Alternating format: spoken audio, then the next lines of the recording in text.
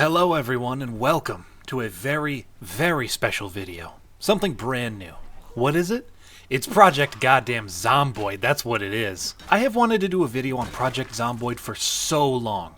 Since even before I started, where are we now?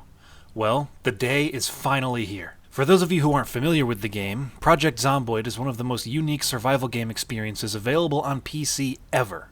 Not only does it succeed in making the classic Romero-style zombies a threat again after so many games just made them targets to blow away with a machine gun, but it also really pushes you. Whether you survive or not is largely up to how skilled your decision-making is in a survival situation. Obviously, when you first start out, that skill is going to need some work. But as someone who put over 1,000 hours into the game over 1 year while I had a full-time job, I can tell you confidently that it's worth losing for a while in order to get good. The game really shines once you make it past that initial learning curve. Despite how much I enjoy this game, I haven't even touched it in more than a year, which is a sin in and of itself. I can't even tell you why, I guess I just had other stuff to do. Of course, now that the long-awaited Build 42 is available on the Unstable branch for everyone to play, I'm getting the itch again. It starts right behind my ears and works its way down my neck, and the only thing that makes it go away is playing Zomboid. So that's what I'm gonna do. Doctor's orders. Just kidding. I don't have insurance. So today, I'm gonna see if I've still got it after a whole year of Project Zomboid chastity. My goal is simple: to survive the first 2 weeks of the Nox event without being torn apart by the flesh-hungry masses. I'm gonna establish a home base in the Rosewood fire station, as one does. Then, I'll be off to loot the police station and subsequently go on a killing spree, the likes of which the town has never seen before. It'll be good fun. Rosewood usually isn't too dangerous. Usually. I do have a few mods installed too. For the most part, they're all quality of life tweaks. I'll put them all in the credits at the end of the video and in the description so that you can see what I'm working with. Let's set ourselves up here. I'm doing a custom sandbox setup that deviates from the defaults in a couple of ways. Here, I'll scroll through all my settings so that you can pause and take a look if you want. I'm mostly tinkering with small numbers here, but the most noticeable setting you'll see is that multi-hit is turned on. I didn't used to use this setting, but on my last couple of long-term characters I had it enabled and oh boy. Now I don't think I can live without it. Being able to hit 2 or 3 zombies at once is damn satisfying. Lots of people like to point out that it makes the game easier, and it does, but I think it has more to do with how much combat you want, rather than how easy it may make it. For me, I like Zomboid's combat system, so more zombie fighting is a plus. For those of you who are thinking it'll make it too easy, don't worry. There are plenty of changes in the most recent update to the game that make it harder to do pretty much anything, which we'll get to see later. For those of you who might not be familiar, the twist to starting a new character in this game is that they let you take beneficial traits that make certain things easier as long as you balance them out with detrimental ones. My favorite build in the last version of the game was what I called the Hungry Burglar build. Much to my disappointment though, they changed a lot of the traits that build used in this recent update. Maybe it's for the best, but I have no idea what to take here. Since this is just a character for a 14 days survival video, I think I'll be better off picking things with more short-term benefits. Yeah, construction worker sounds pretty good. I'll just be a regular Joe caught up in all this mess. The carpentry will come in handy too. For negative traits, I'll grab prone to illness, since the game starts in the summer and there's less of a chance to get a cold then. Slow healer has never really been an issue if you aren't sloppy in combat, so I'll take that too. Cowardly isn't so bad, especially since with the mod I have installed you can become desensitized over time. A slow reader won't affect me that much. If you're reading books in the apocalypse, you have for sure got some extra time on your hands anyway. And finally, high thirst, just for another trait point. Water's usually infinite for the first couple of weeks anyway, so this shouldn't matter too much. For positive, I'm taking dexterous to transfer inventory faster, wakeful to mitigate fatigue buildup, and stout for some extra oomph in early game combat. A lot of the traits got nerfed into oblivion for this update, but I guess them's the breaks. It's easy to cross the line when nerfing things in a single-player focused game, since players can always just choose not to use the things they believe are overpowered. So it'll be interesting to see how this balance pass turns out. I expect a lot of entitled Reddit posts about it. I usually just hit random here until a character speaks to me. Oh, here we go. The firm set of his jaw, the sun-kissed skin, the piercing eyes. Yeah, that's the look of a man who's poured a lot of cement. Just a couple of small facial hair tweaks later, and Brandon Montgomery is born. Welcome home, Brandon. Let's start the game, why don't we? Here we are, our home, I guess. This looks pretty nice. That isn't really a surprise. It varies by your state, but generally in the US, workers in the construction industry are fairly well taken care of, especially if you work your way up to management or specialize in something like HVAC. And besides, we're in rural Kentucky in the 90s. Houses might as well be free compared to now. So the first thing I like to do upon loading in is immediately park it in front of the TV and tune it to Life and Living. If you're quick and the zombies aren't immediately beating down your door, you can grab a good bit of free XP. Look at that, not 1, but 2 levels in cooking, and we spawned in not 30 seconds ago. My objectives for these first few days are simple. Find a digital watch, find a weapon, and find a car. If I'm lucky, I'll find the frequency for the weather report radio station too. It's randomized at the start of each run, so there's no way to look it up or anything. I'm usually a West Point type of guy because I'm sick and I like the carnage, but like I said earlier, this time I chose to start at good old Rosewood. It's centrally located and will give me plenty to do for these opening days without being too overwhelming. I am playing for the first time in a year after all. In my test run before recording this, I actually started in one of the new places, Echo Creek, but it was kind of a ghost town. Not much action at all. I like at least a little bit of action in the first few days. And can I just say, real quick, the new spawn screen where you decide where to start is slick as hell. They did great work on this. Oh hey, we've got a basement. Yeah, these are new too. Let's see what we're working with here. I think this is a small personal gym in what looks to be an unfinished basement. That's not great. You're gonna be gulping down some musty, stale air if you work out down here. But I guess musty fitness is better than no fitness. And hey, that kinda canonizes our stout trait. When Brandon Montgomery here isn't spot welding rebar, he's pumping iron. Hell yeah. I should check in on the neighbors, see how they're doing. Yep, they're zombies. What I wanted to do here is what any self-respecting primate would do when faced with adversity, which is to pick up the nearest rock and just start swinging. But unfortunately, the road here isn't tagged correctly as a road in the foraging system, so I'll just have to make do with the lead pipe I found in the basement.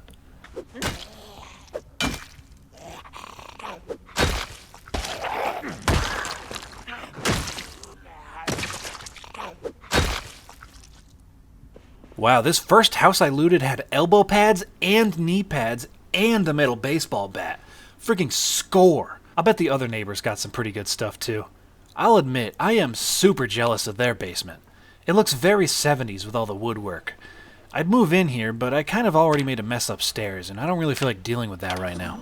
Now that that house is cleared out, I can make it back home in time for the afternoon slot of Life and Living, and level that carpentry skill up a bit. Look at this. This is a supremely good first day haul. I've got my watch, my bat, and a decent amount of tools and stuff. The only things missing are the car and the emergency broadcast frequency, but I really can't complain. We'll head deeper into town tomorrow and see what we can find. To put a cap on day one, I decided to stay up way past my bedtime reading by the light of the TV, and get a load of this. After a full day of looting and busting heads like it's going out of style, Brandon here only has to sleep for 3 hours. The light sleeper trait is crazy, man. I haven't been able to be fully functioned from 3 hours of sleep since high school, and even that was partially thanks to all the caffeine.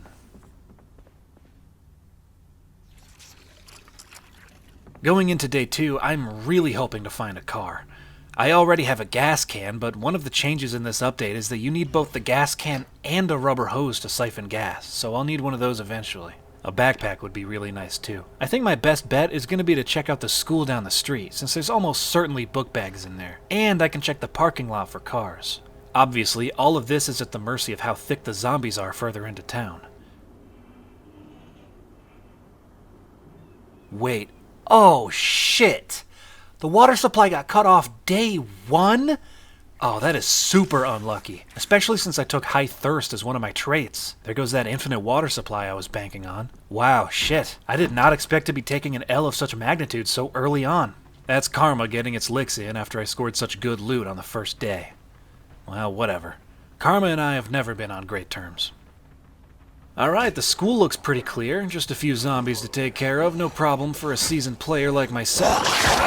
Oh, well, fuck me. Did I just... Okay, it's a laceration, not a bite. That means I might survive, but shit, man, already? Day 2, not even noon yet, and I get lacerated by a zombie grab. I'm rolling the dice on a 25% chance of zombification here. And after all that shit I talked on Slow Healer only being bad if you're sloppy. That is so embarrassing. I guess I really am out of practice. What is one to do when they find out that they are not the walloping weekend warrior that they thought they were? Well, you get busy. That's what you do. My arm may be injured, but my feet are as good at stomping as they've always been.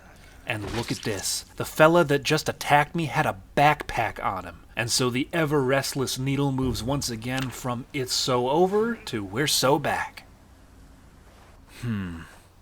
The front entrance looks clear. I'm going to try to run in and grab some alcohol wipes for my cut. Easy does it.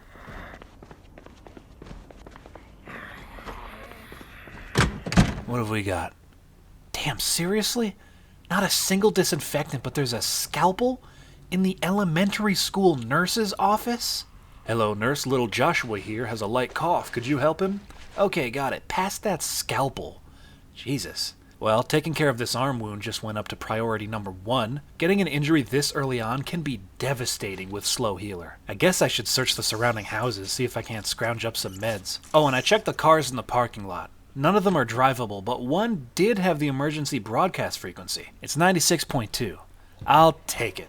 You gotta celebrate small victories, you know. I think now's a good time to bring this up. Some experienced Zomboid players that might be watching would likely point out that I could be using the fence trick here, and in other places for that matter. The fence trick is an exploit that allows you to get almost completely free kills by timing your stomps with zombies flopping over waist-high fences. It's effective, yes, but I fully believe that the devs intend to patch it soon. And I don't want to find myself relying on that trick too much, only to have the rug pulled out from under me when they decide that it's gotta go. I'm honestly amazed they haven't fixed it by now. It's been in the game for a while. They might be doing a psyop, where they let the veteran players get really used to it, only to stealthily patch it out after a while as a gotcha. I'd do that. Check out this burnt-up house. This is what I'm afraid my apartment will look like if I play Helldivers 2 for too long. Seriously, that's the only game I've played that's come out recently that can get my GPU fans to spin at almost max speed, even just idling on the ship. And I dust my PC semi-regularly. Please let me know that I'm not the only one. Let's check on the old battle wound here. Oh, infected. Just great. We might still be okay, though. Infected doesn't mean we have the zombie virus, it just means it'll heal even slower. I think. We'll just have to wait and see. Damn, I searched like 5 homes and I didn't find a single alcohol wipe. I feel like I'm going crazy. What kind of neighborhood is this? Do they not believe in germ theory? Are they medieval peasants? I must have used up all my looting luck on the first day. This is just ridiculous. I spent the last couple hours of day 2 reading and thinking about my decisions. If I got scratched up pretty bad on day 2, can I really make it all the way to day 14? Or am I just cursed to become one of those lumbering freaks outside? Just another prick in the mall? No. My mother taught me that most of life's problems can be solved by taking what's called a me day. And she's always right. So on day 3, I'm doing just that.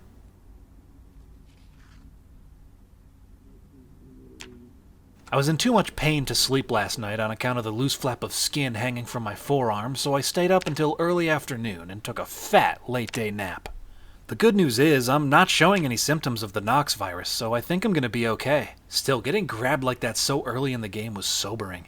Even with multi-hit on, I was still very vulnerable in melee combat. I used the rest of my me day to organize and make solid plans for the coming days. Radio, car, meds, and nails.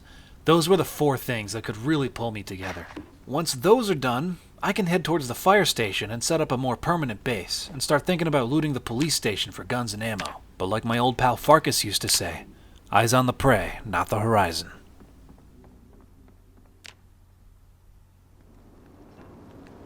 After watching TV and reading all night long instead of sleeping, the sun rises on day 4. While I was on my way to look for meds in the nearby houses, I came across a couple of these flyers from the new system that they implemented for Build 42. These are so cool. Not only because they make the world feel a whole lot more alive, but also because they can guide players towards interesting stories on the map in a very organic way. Sort of like the annotated maps that were already present in the game, only better.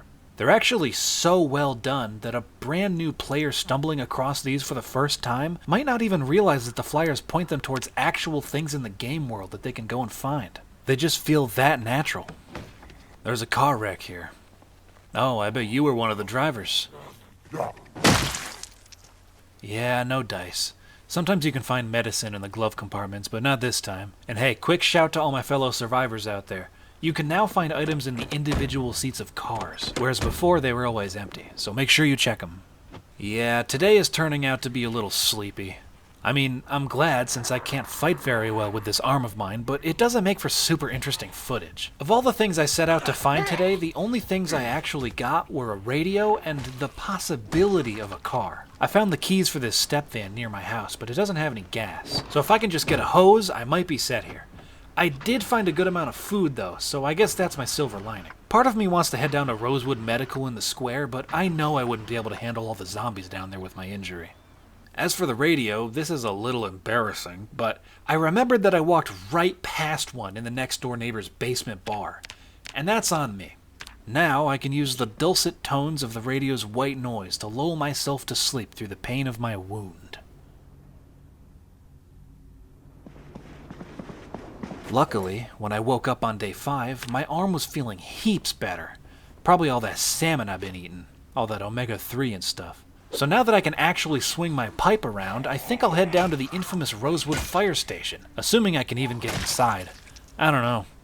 I'll just have to be extra careful. Also, this is a small inconvenience, but I love complaining, so here it is. You used to be able to click walk like I'm doing here, hit F4, and just keep clicking on new spaces to continue moving in fast forward speed.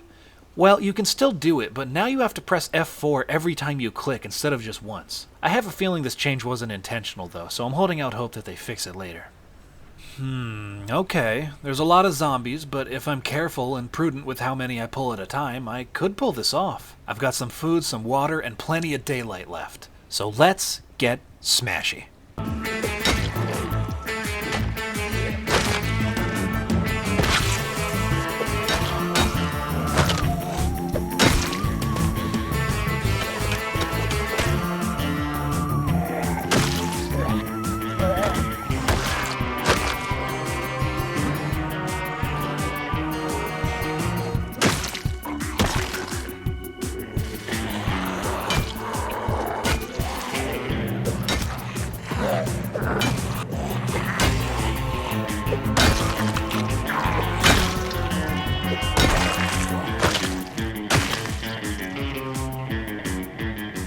Man, this lead pipe is my saving grace. If I hadn't found this in the basement on day 1, I don't know where I'd be. The mass of corpses piling up in the grass actually smells so goddamn awful that I end up having to untie my bandana and wear it on my face instead so I don't get nauseous. I actually don't know if that works, but it should. Almost no other zombie apocalypse media takes into account just how badly the world would smell when dead, decomposing corpses are walking the streets and littering the yards. So I appreciate that addition. After a couple dozen zombies and well into the afternoon, I'm finally inside. And would you look at that? Finally, some alcohol wipes.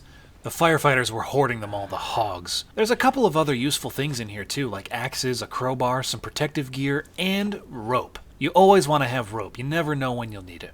I'm gonna have to leave a lot of this stuff down here in the garage while I scavenge the rest of the joint, though. I should have brought a flashlight. Damn, I didn't think it'd be this dark inside. The new lighting propagation system is really gonna shine once the power grid goes offline, I think. Yeah, there's good loot in here, finally. There's less than I would have liked, but anything short of an M60 would have me saying that. I'm high maintenance. Decent scores of medicine, food, weapons, clothes, and even some skill books. Eventually I'll need to go back to the house that I started in and transport all my goodies here, but I think for now, I'm gonna stay. Watch the world outside unravel on the TV while I read. One of my favorite things about Project Zomboid is the story, which isn't a traditional narrative, but it's a fascinating one.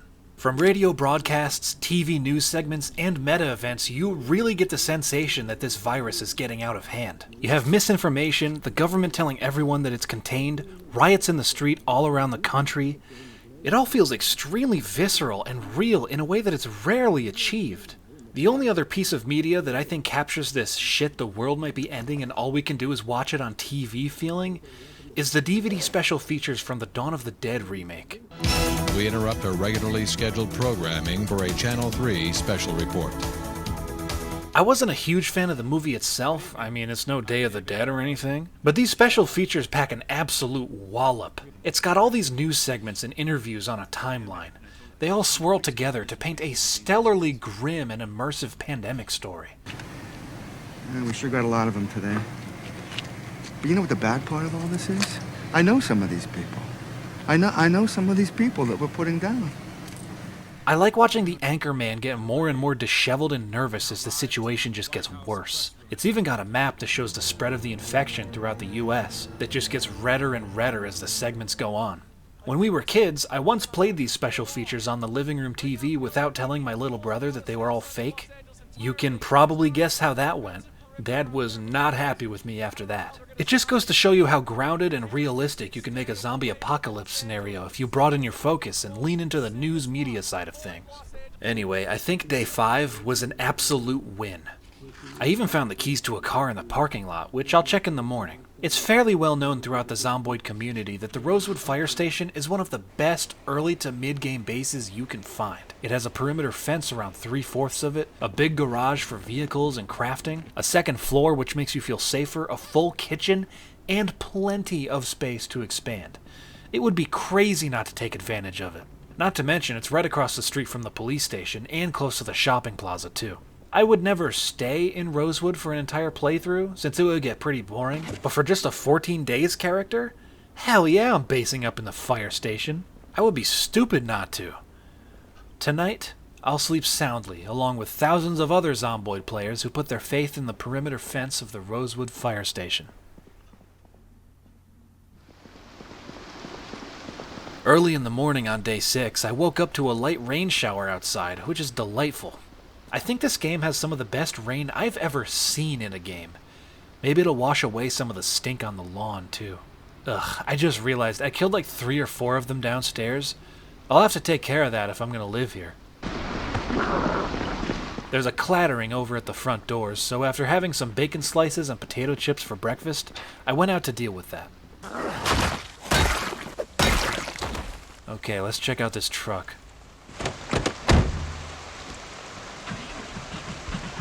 Come on, why does nobody in Rosewood put gas in their vehicles? Maybe it got siphoned out already, I don't know. Son of a bitch, they broke some of my windows too. Oh, that's just what I needed. Man, you can't have shit in Kentucky. If this is going to be a good base, I need to take care of that, especially with a couple of small hordes congregating right across the street at the police station. Right, so since I still don't have the faculties to board up windows, I'll have to make do with these metal shelves. They won't stop them from seeing me in here, but they'll definitely keep strays from wandering into the downstairs area while I'm not looking. I was gonna walk back to the house and bring as much supplies as I could back to the station, but it is pissing out there, so today I'll opt to do some TLC, starting with cooking a lovely chicken and broccoli roast. Doesn't that look delicious? No salt, no pepper, or anything. Just chicken and broccoli. Yum. This should honestly decrease your happiness when you eat it. Now that I've had a bite, I should try to rid my home of some of these rotting cadavers so I don't get sick. Oh man, oh! That's gonna stain the floor something fierce. Oh, just 2 bodies deep and I am exhausted, man. Who would have thought it was so much work? After working well into the late evening, I finally finished moving them all outside where they can rot and bloat in peace.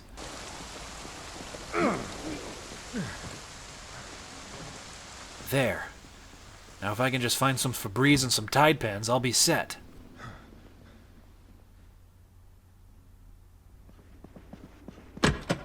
Day 7. 1 week.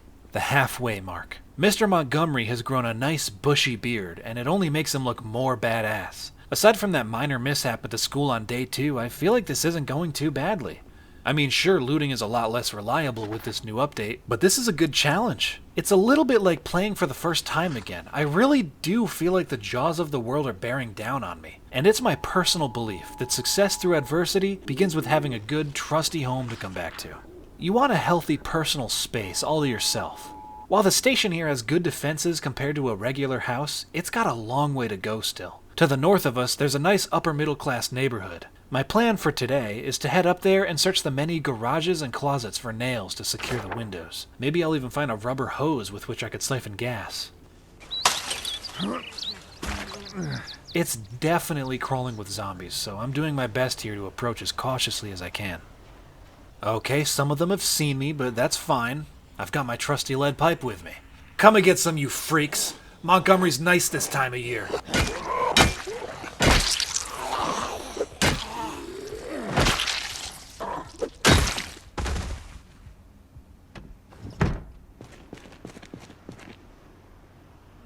Oh, bingo, baby.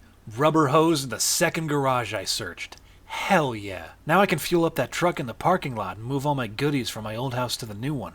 I kind of want to secure the fire station fully first, though, so a box of nails would be mint right now. I hear a lot of zombies, but I don't see them. Hello? Oh, piss. Okay, back up. One at a time, take a number, everyone.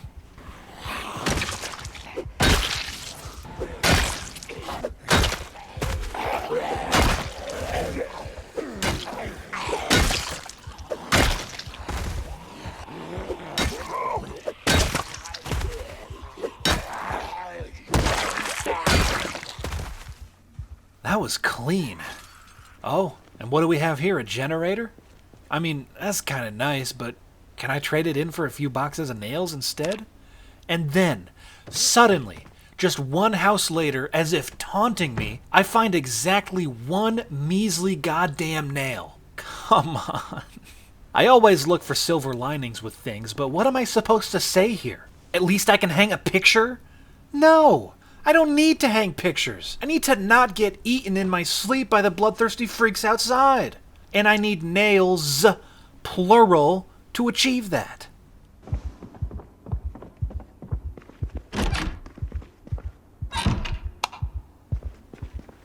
Jeez, it's creepier than a Minecraft YouTuber's DMs down here. Yeah, these basements are going to be extra dangerous to explore once the power grid goes offline. That's going to be a challenge for sure. There's just a bunch of camera film down here. I wonder what the story is. This must be someone's hobbyist darkroom for developing photos. That would explain the sink. I bet they were... Oh, Christ on toast, it's helicopter time. For anyone who doesn't know, at some point during the first few weeks, a helicopter will fly around overhead, agitating and stirring up the zombies all around you. If it sees you outside, it follows you around, pulling possibly thousands of zombies from the surrounding area right to you. It's a pretty prolific killer for new players. It's also the reason that I try not to travel too far from shelter until it's over and done with. In my case, I'm lucky here. I was already inside when I heard it, so there's no chance they saw me. I can hear zombies shambling into the downstairs section of the house though, so that's mildly concerning. If I'm quiet up here, I'll be alright. I'll just read, Slow Descent by Ivan and Joseph Yefremov. Hey, they've got a revolver in here too. Nice. So they were shooting things with cameras and a .45. I like to imagine that the couple that lives here are two ride-or-die journalist sleuths that dig up so much dirt on people that they have several enemies. That's why they need to sleep with a piece in their nightstand. And I think... yeah, Chopper's gone. That event is always a huge source of anxiety for me during the first month of a character's life. It's a real run-ender. If it catches you with your pants down, you're done. Luckily, I wear a belt. After that decently satisfying day of looting, I think it's time to head home, hang up my lead pipe, and sleep my way into day 8. I didn't find any nails today, but the rubber hose is such a good find that I almost don't mind. Almost.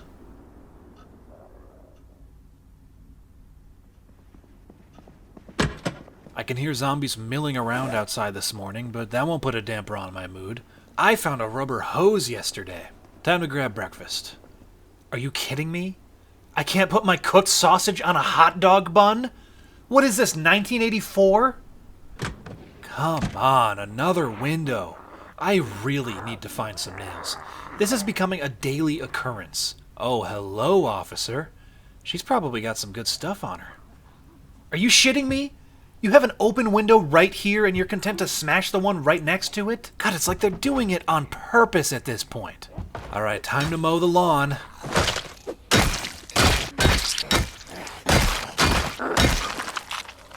Nice, this police clothing has extra protection on it. Oh, great. Here comes the neighborhood. God, you kill one cop and everyone knows your name. I mean, what is up with that?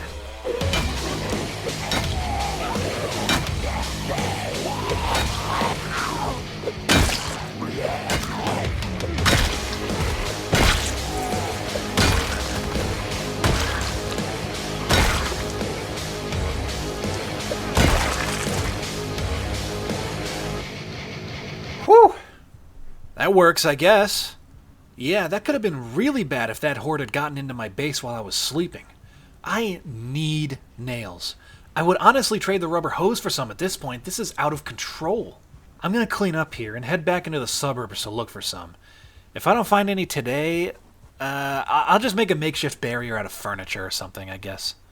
Damn, there's actually quite a few single zombies in my area. That helicopter really mixed them around. Oh, and what's this? A duffel bag? Don't mind if I do. And the looting algorithm must have woken up on the right side of the bed today, because right after hopping the fence and mentally preparing myself for another disappointing day of searching, I found an extra lead pipe and a box of nails. Finally, sweet, sweet nails. Well, I know what I'm doing today. Let's head back and get to woodworking.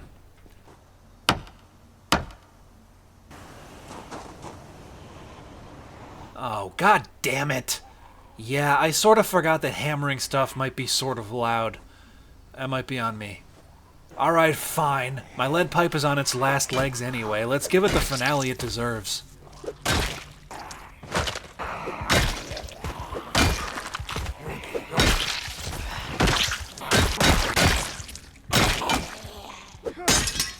And there she goes, trusty lead pipe, the vanquisher of well over 100 zombies.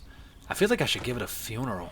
Yeah, boarding up the windows is gonna have to wait for tomorrow. These zombies took the wind out of Brandon's sails. He's pooped. Let's go to bed and hope we don't have bad dreams about being torn apart.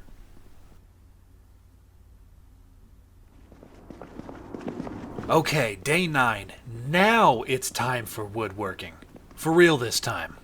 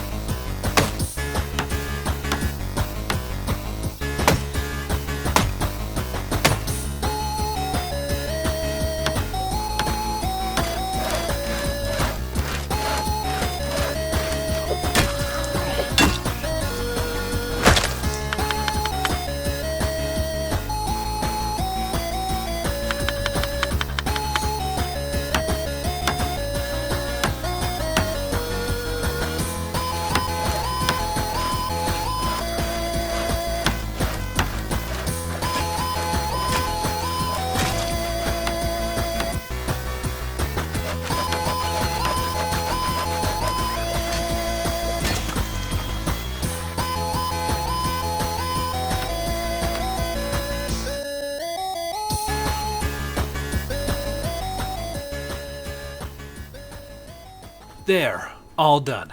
Have a beer, Brandon. You've earned it. With all of the bottom floor windows boarded up, I can sleep a lot more soundly at night. Unfortunately, though, my evening telly time seems to have come to an abrupt and depressing halt. With the infection spreading far across the United States, and most likely the rest of the world, TV network executives are shifting their quarterly focuses to sequestering themselves deep within their lavish country homes, with as much food and water as they could stockpile. That's okay. They may have canceled my cartoons, but their mansions are gonna make some great places to loot later on. After a very productive day 9, I fell into a deep, relaxing sleep, facilitated by the relieving knowledge that I'm now far less likely to wake up to the sight of my own entrails being spilled all over the floor.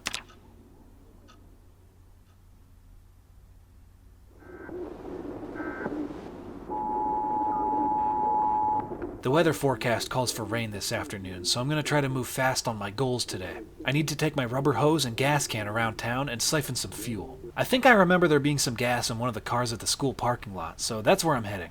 Man, last time I was here I almost cocked up the whole video by getting scratched on day 2. So in lieu of another embarrassing mistake, I'm being extremely careful. Fortunately, I don't think the helicopter stirred the hive up over here, so the zombies are all nice and scattered.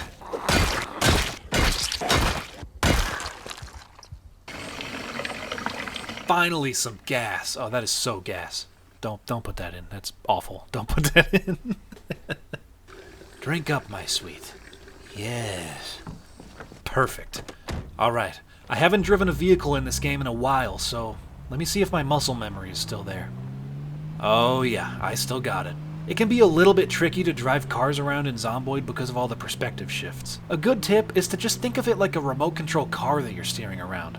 The same concept applies. Unfortunately for my plan to get everything done before it rains, I actually drove all the way up to the school to siphon the last of that fuel out of the car, only to realize that I put my damn rubber hose away, so I have to do this whole run around, and it ends up raining before I even make it back to my old stomping grounds. You see, this is why you don't make specific plans. They always fall apart. Just make general plans, and keep your expectations low. It's worked for me so far. Luckily, I was only at this house for like 3 days before I decided to move into the fire station, so there isn't too much here. I should be able to move it all back in one trip. I'm taking the TV, too. Brandon has watched too many Seinfeld reruns on this thing to part with it now. It's like a part of him.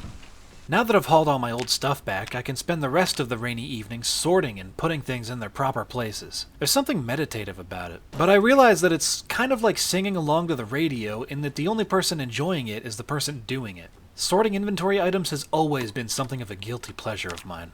I think I have Resident Evil 4 to thank for that. It's just nice to organize and catalog stuff. I know I'm not the only one either. That's why games like A Little to the Left exist.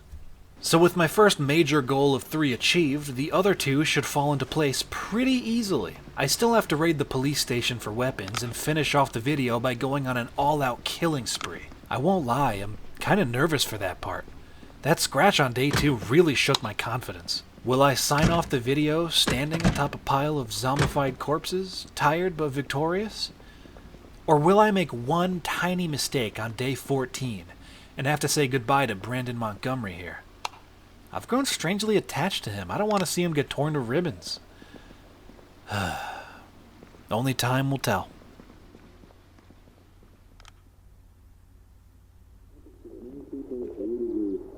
I think it's a good idea to rewrite my to-do list from the first few days. I'm so close to my target of 2 weeks survived, but I need action. I need loot. I need to live, not merely survive. So today, instead of building more rain collectors, I'm heading across the street to the police station to polish off the second main objective of the video. I'd better load up on gear. It's usually pretty hairy over there. An extra weapon or 2 should do the trick. Huh. You know, I was expecting a hell of a lot more zombies over this way, but the police station is sort of quiet. This feels like reaching into the fridge and lifting up a milk jug that you didn't realize was 90% empty. Oh wow, this precinct is a mess. There are documents scattered everywhere. You can tell the officers started to panic in all the commotion. Likely the very same officers that I slayed on my lawn a few days ago. Check out this newspaper. Wow, this is like poetry. It's dated as being from a couple of days before the start of the game, so things are still not quite apocalyptic yet. It reads as mostly ordinary, but then you have like these little things that jump out at you, as if hinting that something terrible is on its way. No end in sight for Knox phone outages. Could that have been a purposeful blackout by the US government to constrict the information network? Unusual illness affects residents in Muldraw. Well, that could actually just be Muldraw. That place was a shithole before all the zombies. Foul smell could be natural process. Yeah, or it's the smell of 1,000 rotting walking corpses in the forest. Here's one I really like. Spate of dog attacks worrisome. What's causing that? Dogs usually don't just attack people. Usually. Do they know something is wrong? Animals are smart, man. I wouldn't be at all surprised if they're acting ornery because they sense some sickness in the air. Dogs act weird sometimes when there's a storm coming, too. Maybe they know that the people around them are going to be monsters soon, so they're running away. I always love it when a horror situation uses the reactions of animals as a harbinger for things to come. You know, like birds flying all in one direction, deer fleeing something all at once, family pets suddenly leaving. It's Kino. Yeah, the station doesn't have much going on. I'm sort of glad because it's dark in some sections of it, and zombies could easily sneak up on me in a place like this. My guess is that I actually killed a fair number of the zombies near the police station when they came to shut down my carpentry operation. Looks like the armory doesn't disappoint. 2 shotguns, a handgun, and some ammo for both. Not bad. Not great, but not bad either. This should be enough to meet God at the end of the video. Speaking of which, I should read the aiming book I found in the locker room. I've heard that in Build 42 here, you are basically useless with a gun unless you level up your aiming once or twice. even more so than previous versions of the game. So that's just what I'll do for the rest of the evening. Force Brandon to fight through his 2nd grade reading level to teach himself about guns until his eyelids are heavy.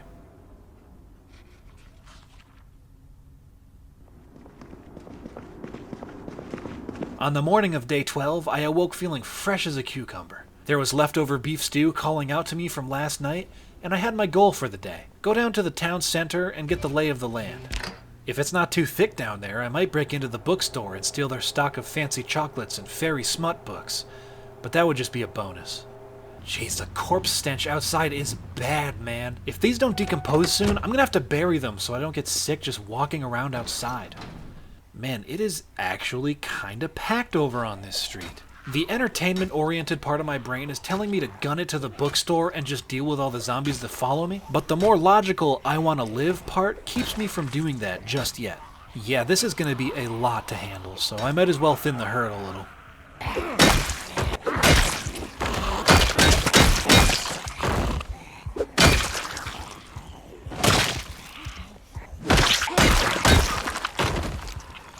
Spilling brains is actually a lot of work. It's only 4 o'clock and I need a breather. Let's see if Mama McFudgington's has any snacks. It's mostly rotting baked goods in here, but there's a few good cookies left. I'm more of a chocolate chip guy myself, but I'll take a sugar cookie if that's all there is. No! My sugar cookie! Oh, yeah. That's probably more zombies than I can handle right now. I suppose I'll have to settle for scavenging the cars in the parking lot out back for gas. Let's see here. Nothing. Nada. Zilch. 1. Are you kidding me? 1 gas? That is just a cruel twist of the knife right there. I made good progress towards the bookstore, but yeah, I can only do so much in a day. Now that I've seen what I'm dealing with down in the middle of town, I feel a little bit better. Just a little, though. Alright, let's head back. This is a problem, actually. I hadn't noticed this until now, but the battery of the truck is actually pretty low, 14%. There are 2 ways to fix this. You can either get lucky and find a battery charger, or you can get lucky and find a car with a compatible battery. Fortunately for me, the battery from the van out front is the right kind, and it's got decent charge on it too. So after swapping the old one out for the newer one, I headed upstairs to turn in for the night. Tomorrow was the second to last day of the 2-week survival goal, and I was feeling pretty good. Obviously, there are anxieties. For example, the power grid will give in eventually, and I haven't found the How to Use Generators book yet. I was also running a little low on gas, and the station was on the other side of town, through the thickest population of zombies. But these things wouldn't matter soon. The day after tomorrow, I will have completed the assignment, and I can lock this save file up and never see it again.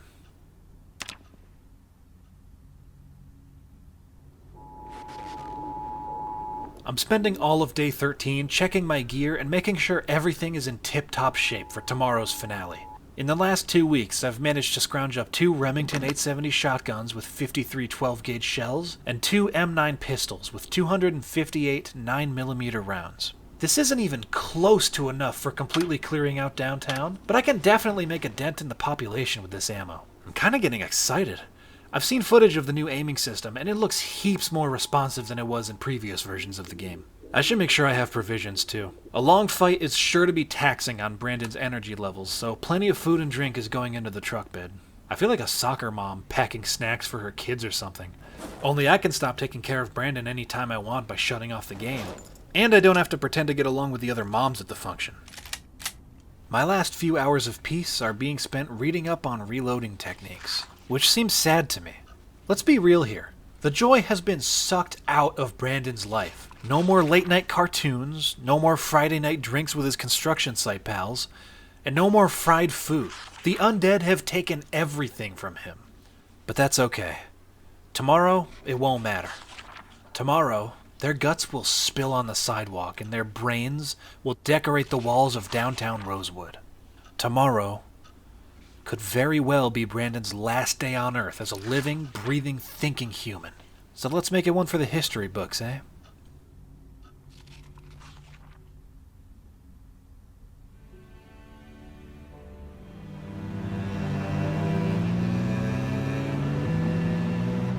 Guns are loaded, food is stocked.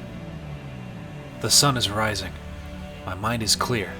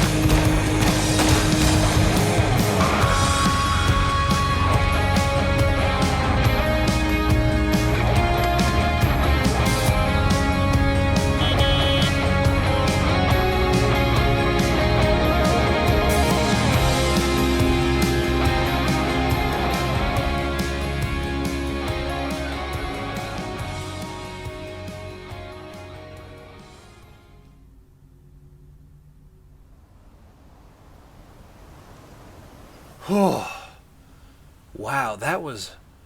Well, it was fucking scary, man, I'll be honest. There were a couple moments back there where I thought I might have ruined the run, but Brandon Montgomery's stamina pulled through for us.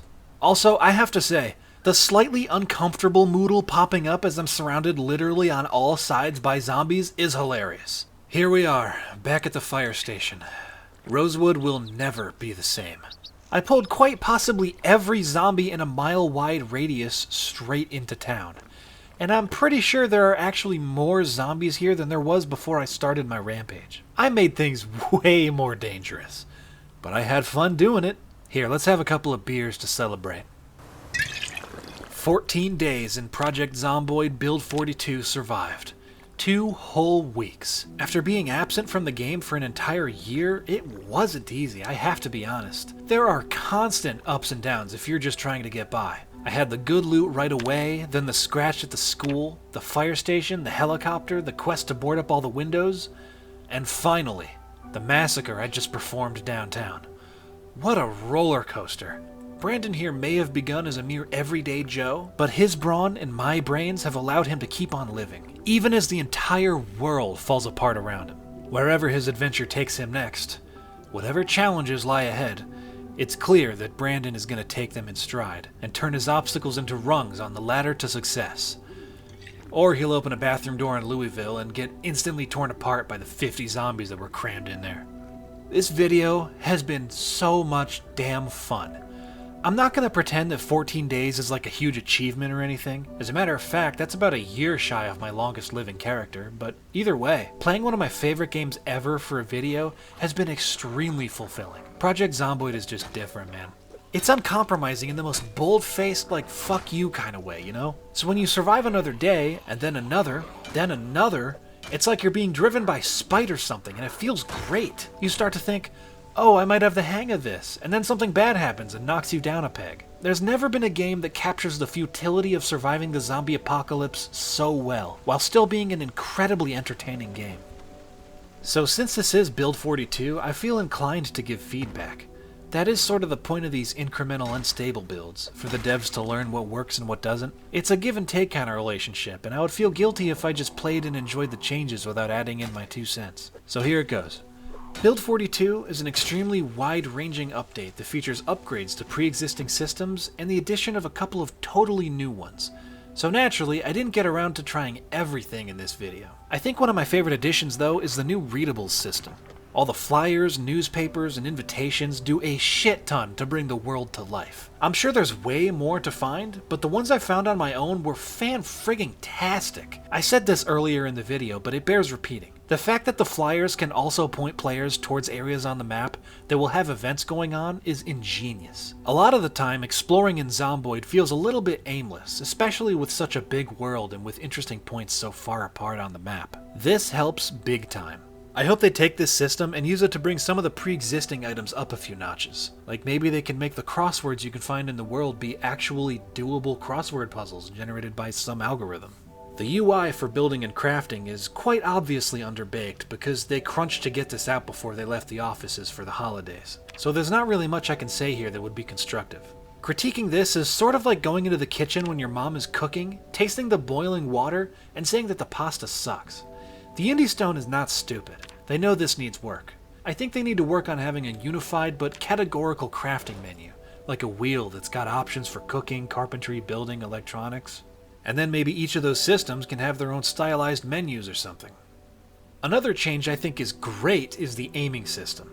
Obviously, you miss a lot when you shoot your first few zombies, but this is heaps better than the previous aiming method. It's smooth and responsive, and it makes the guns feel more satisfying, I think. I do think there needs to be a better way of aiming at enemies on the ground, though. It feels a little awkward because of the isometric perspective. And, yeah, in case it wasn't obvious by my use of the old Moodles mod, I absolutely despise the redesigned icons. I don't think they're horrible per se, like they're not badly executed or anything. They just don't match the lo-fi aesthetic that's already present in the game. They look like a Flash cartoon. You can have mismatched art styles. I mean, look at the main menu. That's not what the game looks like. But you can't mix and match them in-game. I admit, some of the older Moodles were ready for a redesign, but not like this. I say try again, but work within the pixel art style of the older icons. The new lighting system is great. I can tell a lot of work went into fine-tuning the shadows especially. It makes exploring buildings that are dark inside a whole new beast. It does seem to invalidate using any two-handed melee weapon after the power goes out, since you'd have to find a really rare item to attach a flashlight to yourself. I say just add the option to craft a makeshift mining helmet and we're set. Knowing the balance of this game though, it's going to require 6 electrical skill and 2 carpentry skill just to duct tape a flashlight to a hard hat. I like the new stink moodle a lot, but it feels a little bit underutilized. At present, all it does is let you know when the zombie corpses nearby are slowly making you feel sick. But my question is, why just the corpses? Wouldn't a quote-unquote living zombie smell just as bad as one that's dead? They are rotting corpses walking around after all. If the living zombies stink and the smell was allowed to travel through open windows and doors, you could get tipped off to the fact that there's a lot of zombies in a specific building before you even go in. Then, the Moodle could work for or against the player depending on the situation. This would of course make it so that you can't fight many zombies at once without getting sick after a while, so that idea would need tweaking. That doesn't sound like a great thing to have. Maybe they only smell real bad for a few seconds after you go near them, and then you get used to it. I don't know, I just want more uses for the stink Moodle. It's funny looking and I like it. I really enjoyed the looting in this run, even though they changed how it works. Which takes me into what is probably my hottest take about the game, and this isn't just for Build 42. I've always had this opinion. Any discussion about the balance of Project Zomboid is always kind of redundant, since players can fine-tune almost every aspect of the game to suit their own taste. But here I go anyway. I'm talking about the defaults here. The game prides itself on being realistic, and it strives for realism in most aspects. That's both a good and a bad thing. It's good because it creates that unflinching, extremely difficult learning curve focused gameplay that we all know and love. It's bad because it feels as if the strive for realism is only used as an excuse to make the game harder, and it's almost never allowed to make it easier. For example, you're not going to find specific supplies unless you look in the right areas. Medicine is only in medical areas, guns are only in police and military zones, etc. Realistic? Yes. Makes the game more challenging? Also yes. But let's look at another example. Almost none of the cars have gas in them when you find them, even though they're clearly parked and haven't been left running. Makes the game more challenging? Yes. Is it realistic? Absolutely not. Another example would be the amount of food you find in the kitchens of places you loot, or rather the lack of it. Would some of the cupboards and fridges be almost totally empty? Sure. Would all of them only have like 1 or 2 cans of food and a packet of Kraft singles in the fridge? Hell no. Now you may think that I want this to change since I'm dismantling the delicate balance of realism and difficulty with such gusto, but actually I don't. I'm explaining this because I'm of the opinion that Project Zomboid is extremely unrealistic. It manages to maintain the illusion of realism by having very nuanced approaches to its smaller systems, like cooking and fatigue and stuff. If the game approached everything with the tight-fisted mindset of keeping it as true to life as possible, I think it would be a completely different experience. A worse one even. Let's say the amount of loot was realistic, as was the amount of zombies, and the amount of gas in the vehicles you find. If that were the case, you could loot 1 or 2 houses and be set on food for months. If the zombie population was a realistic 1-to-1 with the size of the game world, then you could probably clear out Rosewood in the first week if you played your cards right. I mean, looking at the size of it, there'd be, 200, maybe 300 people living there? That would be a snooze fest. So Project Zomboid is a realism paradox, and that's the game's biggest strength. I mean, shit, unless you're afflicted with a mummy's curse or something, I don't think anyone is gonna break a bookshelf or a couch while they're trying to move it. And there you have it. My first, and maybe only video on Project Zomboid. I hope it was at least amusing to watch my first 2 weeks in Rosewood. Sorry I didn't get around all the new stuff like the forge, the new fishing minigame, and the animals. Those definitely feel more like month 2 or 3 things. There's just too many problems to deal with during the first few weeks of a brand new character. I friggin' love this game, man. Have I made that clear to you? And it's only getting better as time goes on, too. Let me know if you'd like to see a sequel to this video. At some point. College is about to start up again, so I can't promise it anytime soon, but maybe. And that is all I've got to say for this video. Thanks for watching, and don't forget to fill up all of your sinks and your bathtub with water if the infection starts to spread. Alright. See ya.